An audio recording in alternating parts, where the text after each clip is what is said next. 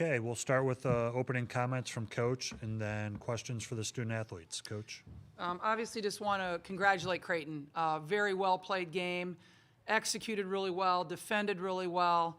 That's a hard matchup for us. 5 guards is a hard matchup. We knew that. But they did a great job. And, you know, Lauren Jensen was here last year. Obviously, that's an incredible storyline. She goes over there and she comes back and beats us on our home court. And I want to congratulate her because she's a great kid. She's a really, really good kid. And I'm happy for her. I wish it wasn't in this situation, but I am happy for her that she's found a really good home and she's really having a lot of success. Our crowd today was amazing again. I think we broke the NCAA record for first and second rounds of attendance, and you know, I apologize to our fans that they couldn't celebrate a victory with us today. They have been amazing all year, but boy, these last 3 games, they've been incredible. So I want to thank them, and I want to thank our administration because it's a lot of hard work putting on an event like this and doing it with the class that Iowa does, and I want to thank them for that. And lastly, I'll say I do believe that that game was called differently than what we've seen all year. And I really think that's unfortunate.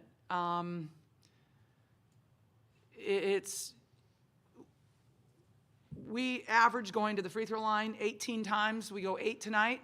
We average 34 fouls being called in a game. 22 are called tonight. It's pretty frustrating when an NCAA championship game is called completely different than the 30 games that prepared you for this point. And that is very frustrating. But I don't want that to take away anything from Creighton's excellent preparation and their excellent performance. Thank you, Coach. Questions for the student athletes? Scott?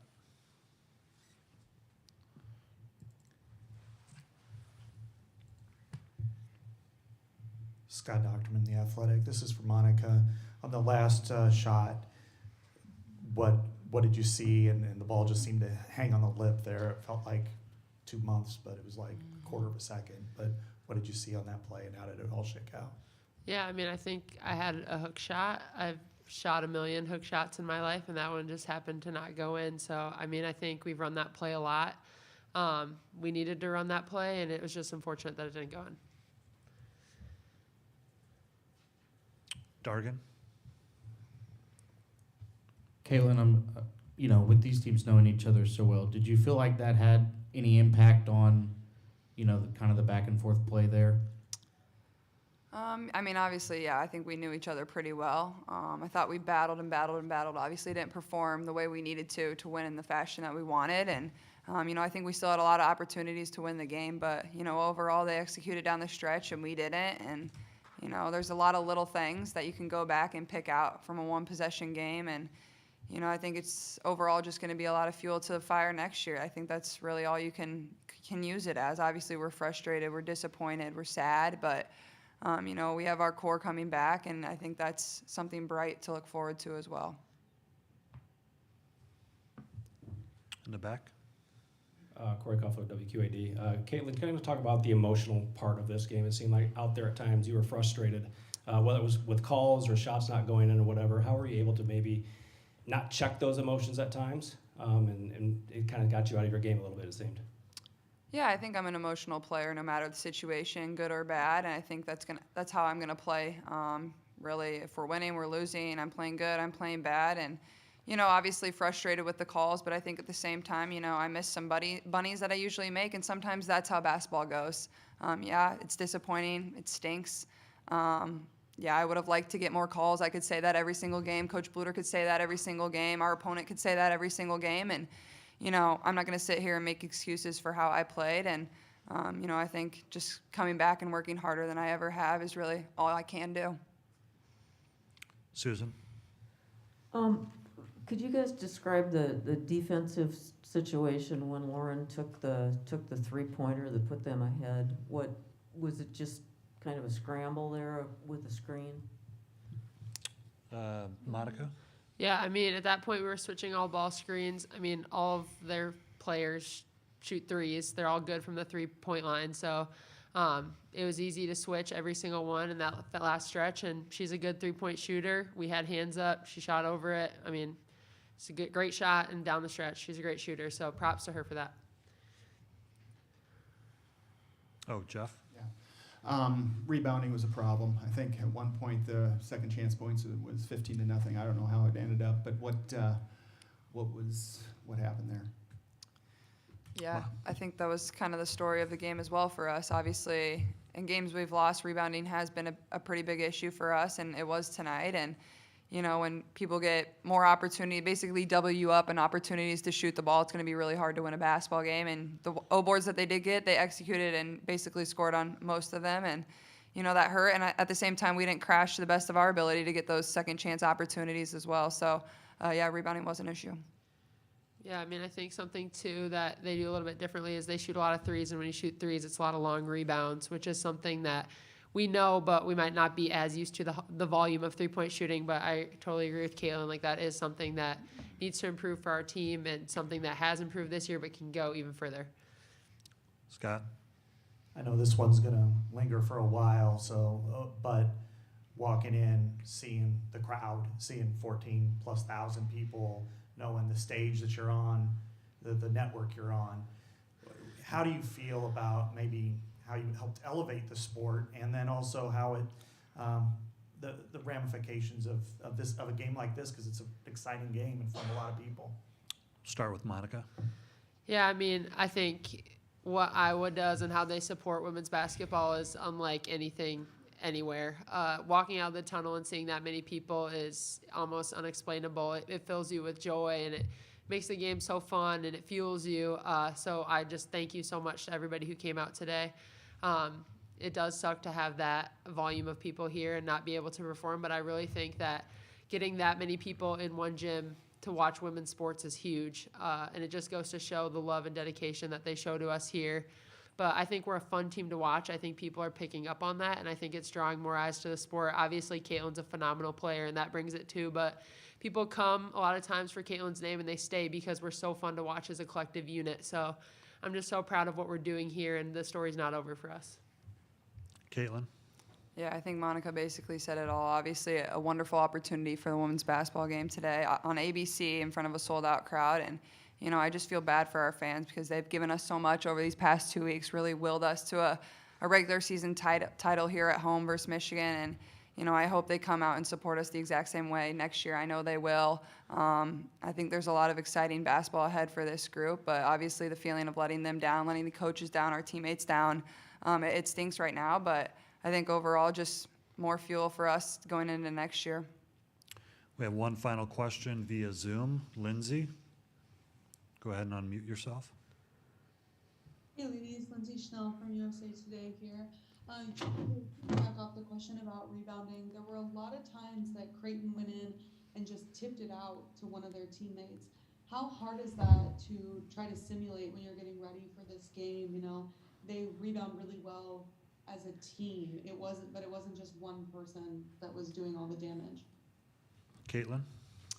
Yeah, I think it is hard to simulate. Obviously, you only have one day to prep, so you can't work on every single thing that they're going to do. And, you know, every team crashes. I think that's the story for every team. It's not like they just go and run back every single time they shoot it. And I think, like Monica said, it was a lot of long rebounds, so I think that led to the tip out to their teammates, you know, and that's probably something they work on every single day in practice. But, you know, at the end of the day, those are rebounds we can still get. I think, you know, finding somebody to box and just being better prepared in that area and having the mentality to go get the balls more than anything. Okay. Thank you so much, Caitlin and Monica. Congratulations on an outstanding year. Questions for Coach Bluter? Over on the left. Kyle? Kyle Huseman, Hawkeye Report. It felt like throughout the game you guys would get within a couple of points, and then even when you took the lead, they were just shots that weren't falling that felt like they would be really big to not only cut the lead close or cut the lead down or grow your lead. Did you think you were getting good shots? Did you feel like your offense was getting you good looks and they just weren't falling? Yeah, that's a good question, Kyle. I think we got some shots that we usually make, but I do think we started adjusting our shots a little bit based on, we're getting really bumped hard. And so you just alter your shot a little bit. And I don't think that bode well for us. Now, we could have done other things. We kept talking about we want a 2-foot jump stop instead of a layup. And, you know, those are things that we could do to help ourselves that we didn't do. So, you know, for the most part, we got shots that we normally get within our offense, except for maybe some drives to the basket. Jeff, up front.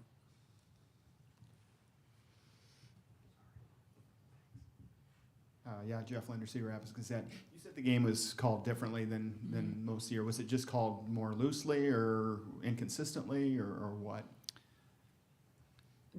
There just wasn't many whistles. I mean, when you are used to having fouls called 34 times a game and it's 22 this time, I mean, again, I don't mind if it's called it, but call it that way in November. Call it that way in December, January, February. Don't wait till March and change our style of officiating. That's what frustrates me.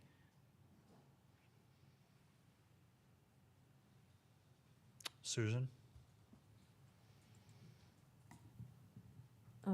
Coach, you guys had 4-point leads a couple of times there at the very end of the game, and then Lauren got through for that for a drive and then hit the 3.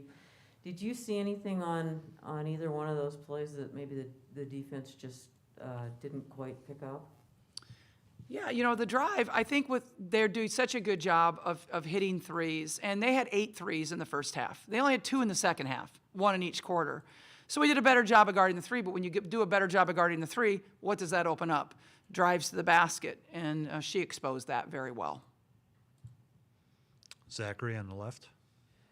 Hey, Coach, just going off on what was said earlier about the excitement and the thrills that you all generated this season and the attention that's been brought onto this team. What do you want people to know about this team, given all the adversity and all the obstacles that you've all had to overcome this year to get to this point? I'm really proud of this team. I mean, and the exciting thing is we return everybody from our starting lineup, and that's exciting. We have 3 great recruits coming in, but I couldn't be more proud of this group. I love them. I can't believe I don't get to go to practice tomorrow. I mean, that's the hardest thing for me right now, is that I don't get to go to practice tomorrow. Chloe. Yeah, Chloe Peterson, the Daily Island. What was your game plan going into those final 3 seconds, that final shot? Did you want to get it to Monica?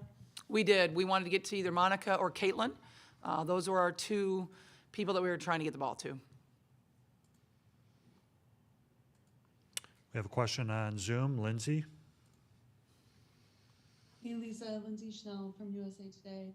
I know, of course, that you don't want to be on the losing end of an upset, but when we're trying to talk about growing the women's game, how much does it help to have not just upsets, but like to touch on what Monica said, you know, people came for Caitlin, but they see so much else good, so many other people who can play good basketball. So I'm sorry, what was the question? I Do you agree. think this is good for the game, these type of upsets? Do you think parity is growing? Yes. I know that you don't want to be on the crappy end of it. But. Yeah, thanks, Lindsay. I appreciate that. Yeah, I mean, parity is good for anything, right? It's more exciting when there's parity. But you're right, you don't want to be on the wrong side of that. But no, it's great for the game of women's basketball to have parity, to have upsets, and that creates excitement. Okay, Coach. Thank you. Thank you. Congratulations on a great year.